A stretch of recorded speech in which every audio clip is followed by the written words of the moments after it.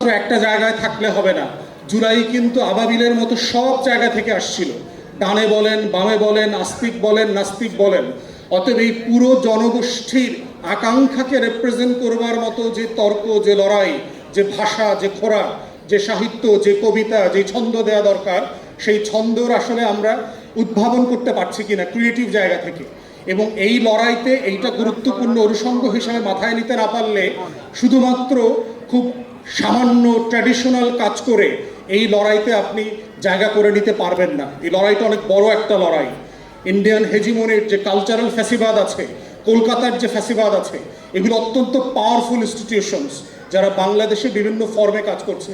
অতএব সেটাকে বোঝাটাও জরুরি যে আমার শত্রু, যার সাপেক্ষে আমি রাষ্ট্রের জন্য লড়াই করছি, সে আসলে কোন কোন ফর্মে আমার ক্ষতি করছে, আমাকে সাবডিউ করবার চেষ্টা করছে।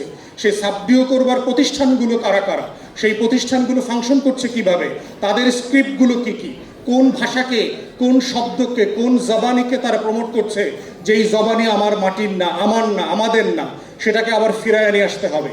তাই এই সামগ্রিক জায়গা থেকে আমরা বোধ করব আজকে যারা আয়োজকবৃন্দ আছেন তারা এই সাংস্কৃতিক ফ্যাসিবাদের লড়াইকে সামনে এগিয়ে নিয়ে যাবেন, সবাইকে মিলায়, ইনক্লুসিভলি এবং সবাইকে ধারণ করে। সে তখনই হচ্ছে লড়াইটা সবার আকারে সফল হবে।